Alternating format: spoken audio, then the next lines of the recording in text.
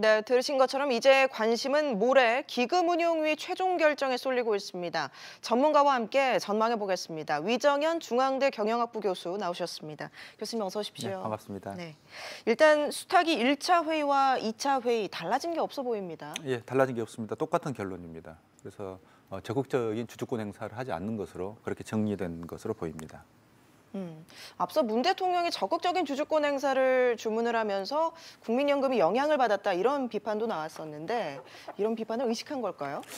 그런 측면도 사실은 있다고 이제 보입니다. 왜냐하면 대통령의 어떤 적극적인 주문이었기 때문에 이걸 이제 현재 법 테두리 내에서 또는 규정의 테두리 내에서 어떻게 수용을 할 것인가 하는 것들이 이제 고민스러운 상황이었다고 이제 보입니다. 그런 점에서 다시 한번 이제 회의를 열어가지고 거기에 대한 가능성을 다각도로 검토를 해본 결과라고 보입니다. 예, 어제 회의에서 10% 룰도 비중 있게 논의가 됐다고 하는데 이게 어떤 의미가 있는 건가요? 자본시장법에 따르면 지분 10% 이상을 어떤 경영 참여 목적으로 보유할 경우에 예를 들면 해당 주주가 뭐 지분 변동 내역을 공개해야 되고 뭐 단기 매매 차익은 뭐 해당 기업에 돌려줘 이런 어떤 규정들이 있습니다.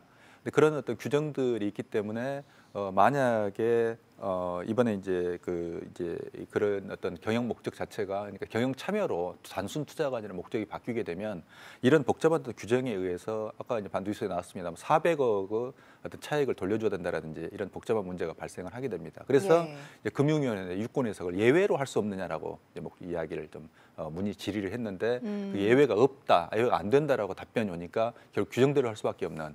그럼 결국에는 차익을 돌려줘야 될 뿐만 아니라 보유 목적을 경영 참여, 즉 단순 투자나 경영 참여로 바꿔야 되는 이런 복잡한 어떤 절차 변경이 필요한 거죠. 그래서 이번은 안 되는 거죠. 그러면 결국.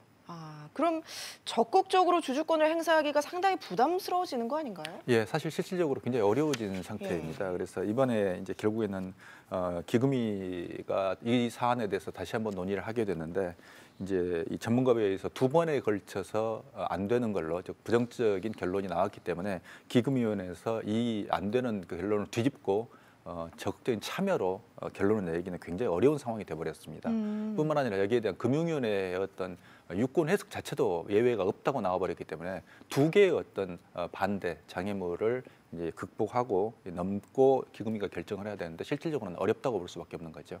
예, 기금위와 수탁이 좀 의견이 다르다 보니까 모양새가 썩 좋지는 않습니다. 그래서 뭐 서로 책임을 떠넘기는 게 아니냐 이런 지적도 나오는 것 같은데요. 근데 이제 절차상으로 보면 맞기는 맞습니다. 그러니까 지금 처음에 이제 수탁자위원회 전문가들이 먼저 거기에 대한 검토를 하고 그 자문 결과를 근거로 해서 기금위가 결정을 하기 때문에 그걸 이제 핑퐁 게임으로 이제 보기는 어렵습니다만 실제로 이제 기금위가 이런 전문가들의 의견을 무시하고 또는 그걸 뒤집고 결정을 내릴 수 있는가를 우리가 한번 주의 깊게 좀 봐야 될 필요가 있는데 현실적으로 이제 굉장히 어렵게 되어 있다는 점입니다. 예. 어쨌든 이제 최종 결론은 모레 기금위가 내리게 됐는데 일단 어떤 경우의 수를 생각해 볼 수 있을까요? 기금위가 현재 그 수탁자위원회의 전문가들의 의견을 받아들여 가지고 적극적인 개입을 하지 않는 이런 방식이 있고 그리고 실질적으로 이제 단순 주주로서의 의견 표시는 가능합니다. 그러니까 결국에는 이제 조양호 회장의 이제 이사 연임에 대한 이슈 이런 것들이 좀 나옵니다만 거기에 대해서 이제 반대 의견을 피력할 수도 있는 거고요.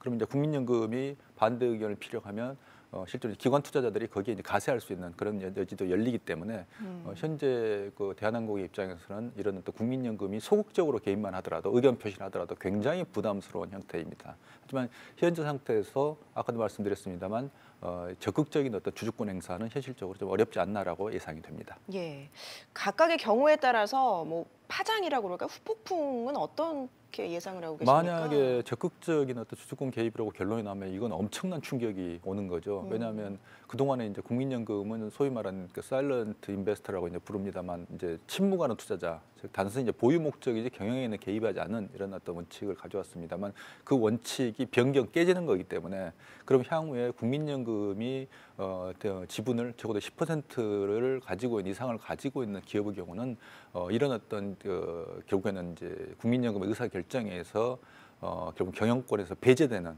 이런 상황들을 예측을 할 수 있기 때문에 그러면 이제 전반적으로 기업과 어떤 시장에 미치는 충격이 그만큼 큰 것이죠. 하지만 반대로 소극적인 어떤 개입만 하라도 그 영향은 굉장히 큽니다. 그래서 국민연금은 다른 기관 투자자들의 어떤 플래그십, 즉 지표와 같은 역할을 하고 있기 때문에 예를 들면 이사 연휴에 반대한다거나 이것만 되더라도 시장에 굉장히 큰 영향을 미치게 됩니다. 그렇군요.